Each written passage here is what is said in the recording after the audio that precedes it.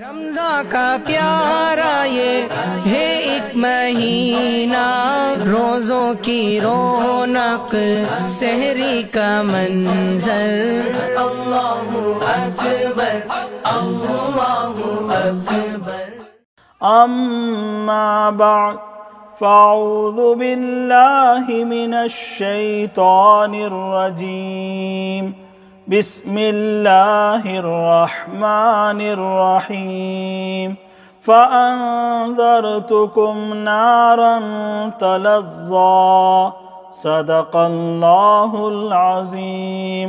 قال النبی صلی اللہ علیہ وسلم، اشتكت النار إلى ربها فقالت رب أكل بعضي بعضا، فأذن له نفسين، نفس في الشتاء ونفس في الصيف، وهو أشد ما تجدون من الحر وأشد ما تجدون من الزمهرير، رواه البخاري، أو كما قال عليه الصلاة والسلام۔ اف یہ گرمی، ہے گرمی، کیسی گرمی آئی ہے۔ اف یہ گرمی، ہے گرمی، کیسی گرمی آئی ہے۔ شدت گرمی سے دیکھو خلق کل گھبرائی ہے۔ اللہ کے پیارے اور لاڈیلے بندو، برکتوں اور رحمتوں کا یہ مہینہ ماہ رمضان موسم گرما میں آیا ہے، اور یہ گرمی کے لمبے دن اور اس کے کٹھن روزے اور یہ بھوک پیاس کا احساس بڑا لطف دے رہا ہے، اور اس میں بڑا مزہ آ رہا ہے۔ حضرت علی رضی اللہ تعالیٰ عنہ فرماتے تھے کہ مجھے الصوم فی الصیف، گرمی کے روزے بہت پسند ہیں۔ اس طرح اللہ تبارک و تعالیٰ کے جو نیک بندے ہوتے ہیں، ان کی عبادتیں موسم گرما میں کم نہیں ہوتی ہیں،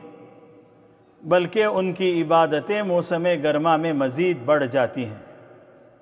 انشاءاللہ خطاب کے آخر میں اس کا کچھ تذکرہ ہوگا۔ پہلے موسم گرما کی حکمت اور اس سے ہمیں کیا سبق اور عبرت ملتی ہے، اس کا مذاکرہ کیا جائے گا۔ الغرض یہ موسم گرما کے پورے آب و تاب کے ساتھ ہم پر جلوگر ہے۔ چلچلاتی دھوپ ہے، گرمی کی شدت ہے، ہر شخص متاثر ہے اور پسینے سے شرابور ہے، اور ہر کسی کی زبان پہ تمتماتی دھوپ اور اس کی شدت و تمازت بلکہ اس کے قہر کا تذکرہ ہے۔ اور یار دوستوں کے حلقوں اور محفلوں میں بطور خاص موضوع سخن یہ ہے کہ امسال درجہ حرارت کافی زیادہ ہے۔ پچھلے سالوں میں ان دنوں درجہ حرارت اتنا تھا اور اب اتنا ہے، اور فلاں جگہ اتنی گرمی ہو رہی ہے وغیرہ وغیرہ، اس طرح کے تذکرے صبح و شام کیے جا رہے ہیں۔ عزیز دوستوں، یہ تذکرے اور یہ تبصرے کیا مسلمان کیا کافر سب کرتے ہیں اور کر رہے ہیں، اور یہ کچھ غلط بھی نہیں ہے، لیکن ایک مومن اور مسلمان کی شان فقط اتنی نہیں ہے کہ وہ صرف گرمی کی شدت کا شکوہ اور تذکرہ کرے اور خاموش ہو جائے، بلکہ اس کے ایمان کا تقاضا ہے کہ وہ یہ دیکھے اور غور کرے کہ دھوپ کی اس تپش اور تمازت میں اور اس گرمی کی شدت میں اللہ تبارک و تعالیٰ کی کیا حکمت ہے،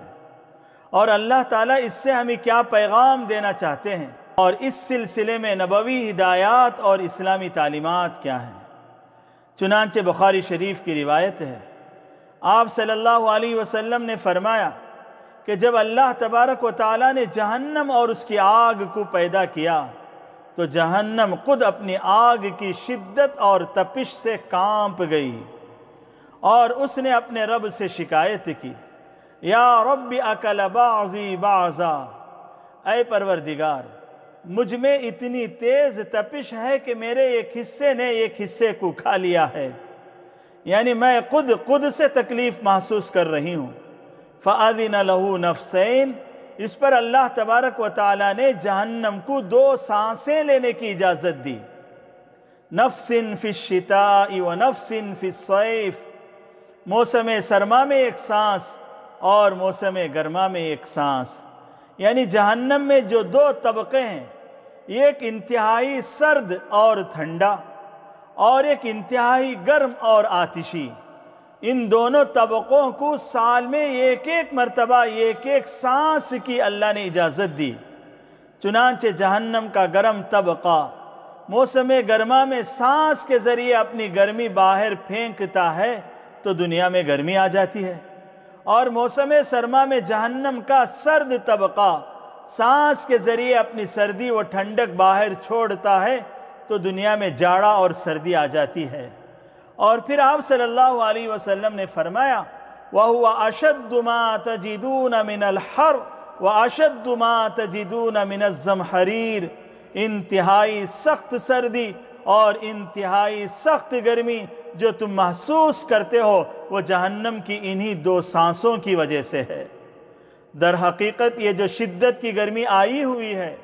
اور یہ جو درجہ حرارت بڑھا ہوا ہے، یہ جہنم کی سانس کا اثر ہے، اور اللہ تبارک و تعالیٰ اس گرمی کی شدت سے ہمیں جہنم جو کافروں، مشرکوں اور گنہگاروں کے لیے تیار کی گئی ہے یاد دلانا اور اس سے ڈرانا چاہتے ہیں۔ اور یہ جو ہمارے ماہر فلکیات کہتے ہیں کہ دوران گردش کرۂ ارضی کا وہ حصہ جس میں ہم رہتے ہیں سورج سے قریب ہوتا ہے تو درجہ حرارت بڑھ جاتا ہے، دھوپ تیز تر ہو جاتی ہے اور موسم گرما آ جاتا ہے۔ پھر جب دوران گردش زمین کا فاصلہ سورج سے کچھ بڑھ جاتا ہے اور دور ہو جاتا ہے تو جاڑے کا موسم آتا ہے اور سردی ہونے لگتی ہے وغیرہ۔ یہ غلط نہیں ہے، بلکہ یہ ظاہری اور حسی اسباب ہیں، اور جو حدیث پاک میں بتایا گیا ہے کہ گرمی اور سردی جہنم کی سانس سے ہیں، یہ باطنی، غیبی اور روحانی اسباب ہیں، اور ان دونوں میں کچھ تضاد بھی نہیں ہے، دونوں اپنی اپنی جگہ درست ہیں۔ اور یہ بھی ممکن ہے کہ جہنم کی سانسوں ہی کی وجہ سے کرۂ ارضی اور سورج میں فاصلہ بڑھتا اور گھٹتا ہو۔ الغرض فرمان نبوی صلی اللہ علیہ وسلم کے مطابق یہ موسم گرما اور اس کی یہ گرمی کی شدت جہنم کی سانس کی وجہ سے ہے، اور اس میں ہمارے لیے عبرت اور نصیحت یہ ہے کہ ہم اس سے آتش جہنم کو یاد کریں اور گناہوں اور نافرمانیوں سے بچیں۔ اللہ کے بندوں،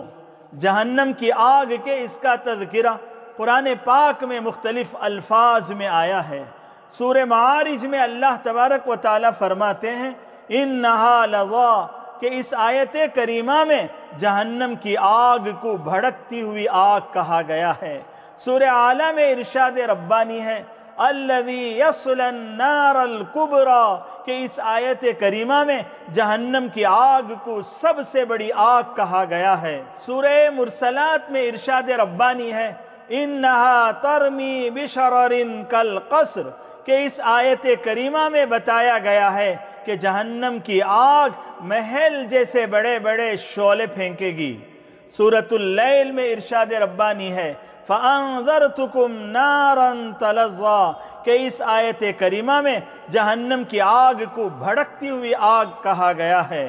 سورۃ الغاشیہ میں ارشاد ربانی ہے تَصْلَىٰ نَارًا حَامِيَةً، کہ اس آیت کریمہ میں جہنم کی آگ کو دہکتی ہوئی آگ کہا گیا ہے۔ سورۃ الہمزہ میں ارشاد ربانی ہے نار اللہ الموقدہ، کہ اس آیت کریمہ میں جہنم کی آگ کو اللہ کی سلگائی ہوئی آگ کہا گیا ہے۔ سورۃ البقرہ میں ارشاد ربانی ہے فَاتَّقُوا النَّارَ الَّتِي وَقُودُهَا النَّاسُ وَالْحِجَارَةُ، کہ اس آیت کریمہ میں بتایا گیا ہے کہ ڈرو اس آگ سے جس کا ایندھن انسان اور پتھر ہوں گے۔ الغرض جہنم کی آگ بھڑکتی، دہکتی اور بڑے بڑے شعلے اگلتے ہوئے ہوگی، جس سے اہل جہنم کے چہرے جھلس جائیں گے اور ان کی کھالیں جل جائیں گی، بلکہ وہ آگ جہنمیوں کے دل تک پہنچ جائے گی، اور نیز جہنم میں آگ ہی کا لباس، آگ ہی کا بچھونا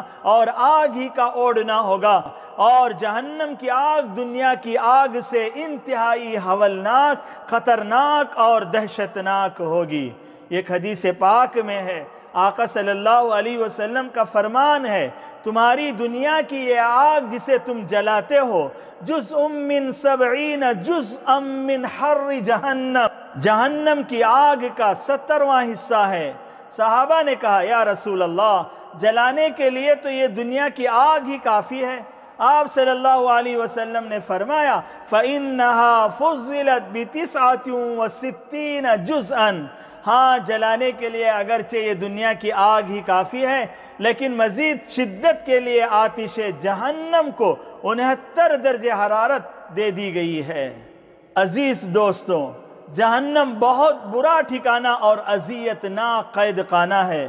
جہاں آگ کے عذاب کے علاوہ دیگر عذابات بھی انتہائی تکلیف دہ اور ناقابل برداشت ہوں گے، جن کا تذکرہ قرآن پاک میں کیا گیا ہے۔ اہل جہنم کو بھوک اور پیاس کا عذاب ہوگا۔ جب وہ شدت بھوک سے کھانے کا مطالبہ کریں گے تو انہیں زقوم، تیل کی تلچھٹ جیسا بدبودار درخت،